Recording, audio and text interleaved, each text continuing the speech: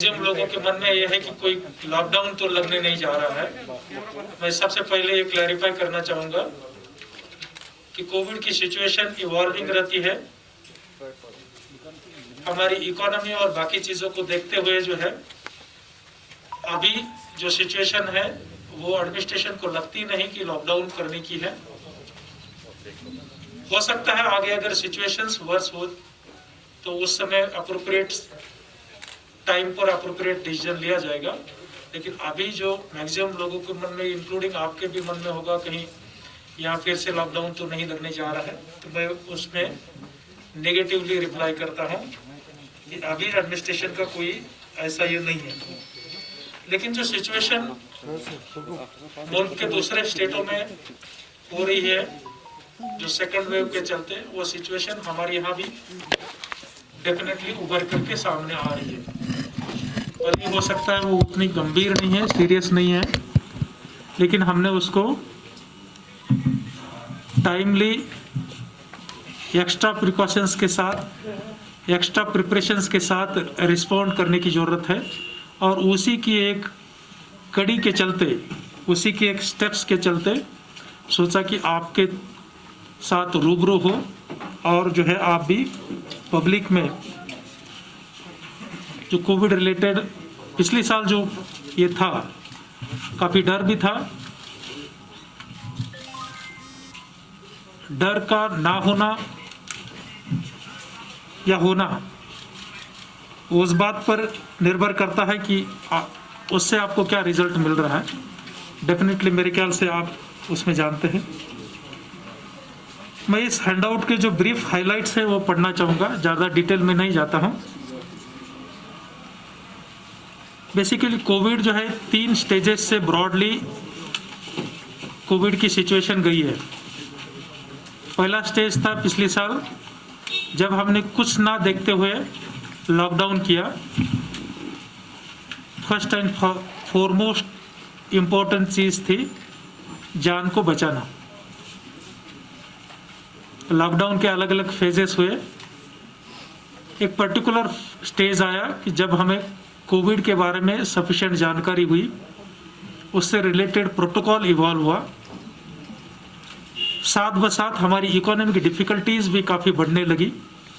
उससे चलते अनलॉक के फेजेस आए जिसमें जान भी जहान भी दोनों जो है साथ में रखते हुए वो फेजेस को इम्प्लीमेंट किए। एक स्टेज ऐसा भी आया था कि कोविड काफ़ी निग्लिजिबल लेवल तक पहुंच गया था। नवंबर, दिसंबर, इवन जनवरी तक जो है कोविड काफ़ी कम हो गया था। आज जो है तीसरा फेज है जिसमें कि इकोनॉमी और हमारी लाइफ जो है पूरी रूटीन तरीके से चल रही है, लेकिन कोविड बढ़ रहा है। ये थर्ड फेज जो है कोविड मैनेजमेंट रिलेटेड जो थर्ड फेज है जिसमें हम अभी है सेकंड वेव, लेकिन उसके मैनेजमेंट रिलेटेड जो प्रोटोकॉल है उसमें तीसरे टाइप का ये फेज है जिसमें हमें कोविड के बारे में जानकारी तो है, भले ही हो सकता है म्यूटेंट वायरस के बारे में उतनी ना हो, लेकिन कोविड में क्या प्रिकॉशंस लेने चाहिए, किस किस्म का इंफ्रास्ट्रक्चर लगता है, वो जानकारी तो हमारे पास अवेलेबल है। पब्लिक के पास भी जानकारी की कमी नहीं है, अवेयरनेस काफ़ी है, लेकिन थोड़ा सा केयरलेसनेस डेफिनेटली है और वो दूर होना, टाइमली दूर होना बहुत ज़रूरी है। सिचुएशन और वर्स होने के पहले ही, चाहे एडमिनिस्ट्रेशन में है, इवन पब्लिक में है, कॉमन मासेस में है, कोविड रिलेटेड कोई केयरलेसनेस नहीं होना चाहिए। दूसरे स्टेट्स किस हालात से गुजर रहे हैं उससे चलते हमने सुधरने की ज़रूरत है। तकरीबन जो है 90,000 के करीब यहाँ केसेस वैली में अब तक आई है और उसमें 80,000 के करीब रिकवरी है। मोर देन 91% रिकवरी हुई है। आज जो है 7,300 के करीब पॉजिटिव पर्सन्स वैली में है। 1,300 के करीब डेथ्स हुए हैं। 1,297 कोविड के चलते डेथ्स हुई है। डेथ का परसेंटेज 1.47 है।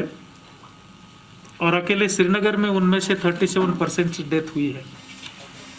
टेस्टिंग का सवाल जो है 28 लाख के करीब हमने टेस्ट अब तक किए हैं, उसमें से 20 लाख जो है RT-PCR पर है, जिसको गोल्डन टेस्ट कहते हैं, और जो दूसरी जो है वो 7,27,000 टेस्ट हमने किए हैं रैपिड एंटीजन टेस्ट पर। अभी हमारे पास जो लेवल 1 जिसमें कि हम टर्सरी केयर बोलते हैं और लेवल 2 ऐसे दोनों मिलाकर के 1500 बेड्स अवेलेबल है। उनमें से हार्डली कुल मिलाकर के 30% ही ऑक्युपाइड है, लेकिन इन बेड की संख्या जो है हम बढ़ा रहे हैं। 37 के करीब हॉस्पिटल्स हमारे ऑक्सीजन प्लांट्स वहाँ अवेलेबल है या कुछ एक दिनों के अंदर वहाँ फंक्शनल होने जा रहे हैं 37 hospitals.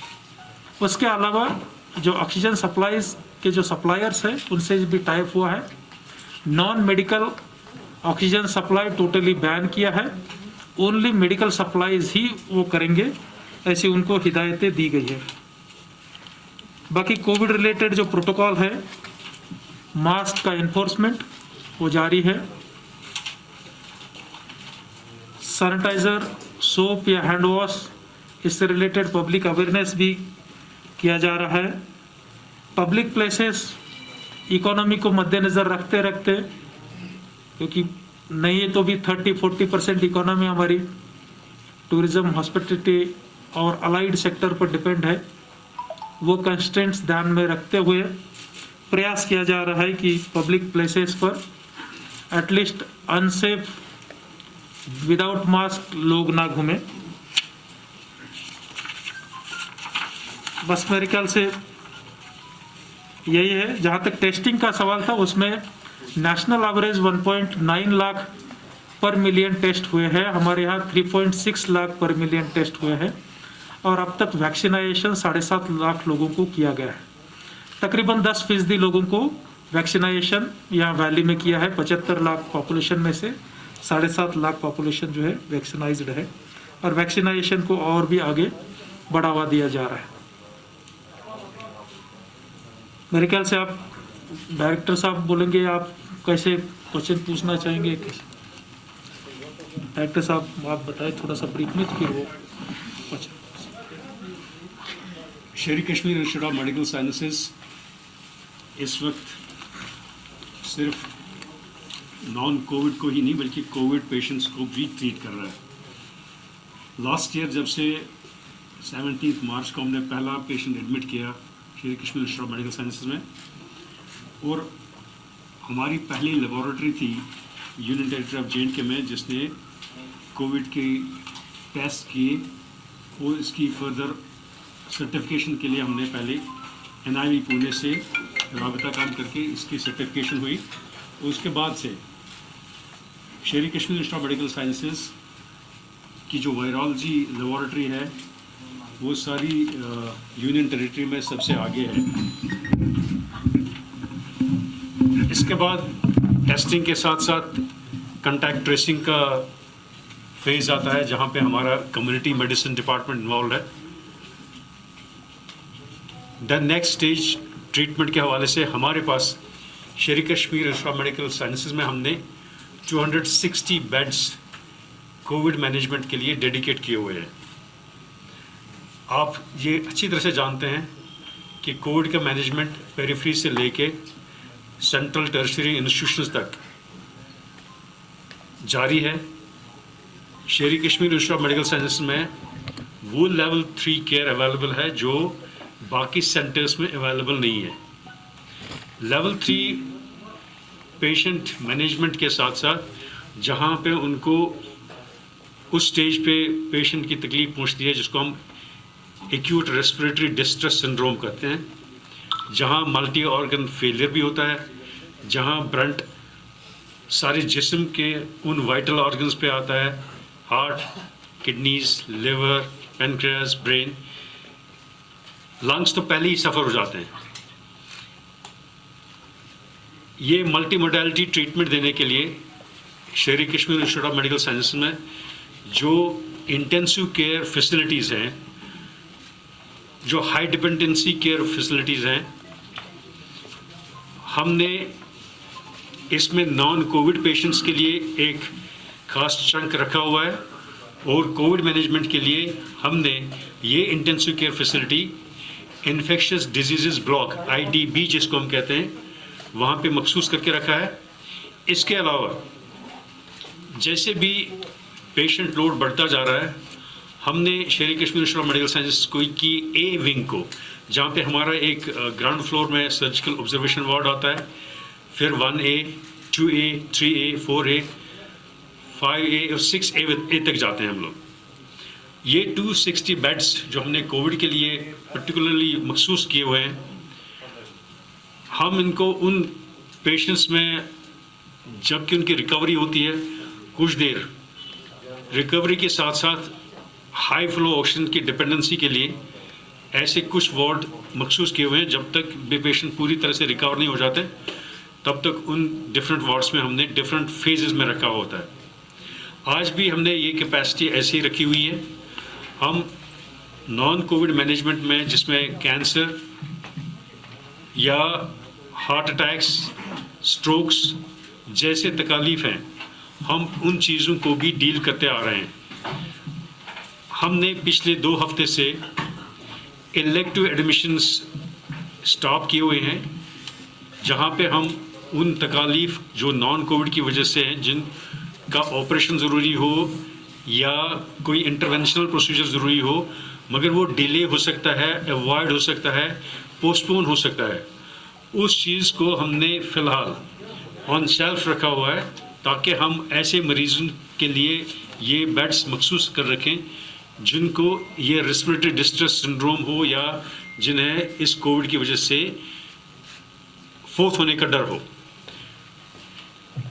At the same time जहाँ पे भी इमरजेंसी सिचुएशन हो, इमरजेंसी इंटरवेंशन की ज़रूरत हो, वो सर्विसेज बिल्कुल कंटिन्यू रखी जा चुकी है। आज तक शेर Kashmir institute of medical sciences में 4 लाख से ज़ायद RT-PCR टेस्ट हो चुके हैं। अराउंड मोर देन 22,000 पेशेंट्स को हमने पिछले 1 साल से आज तक ट्रीट किया हुआ है एडमिशन के बाद। और इस वक्त हमारे पास, जैसे अभी डिविजनल कमिश्नर साहब ने बताया कि जनवरी की मिड तक ये जो कोविड की इंसिडेंस थी हमारे पास ऑलमोस्ट नेग्लिजिबल लेवल्स तक पहुंची थी। उस वक्त मिड जनवरी में हमारे पास अराउंड 15 to 20 पेशेंट्स हुआ करते थे। As on date, the only difficulty that we are facing for last 2 days is non-availability of one of the vital drugs, injection remdesivir.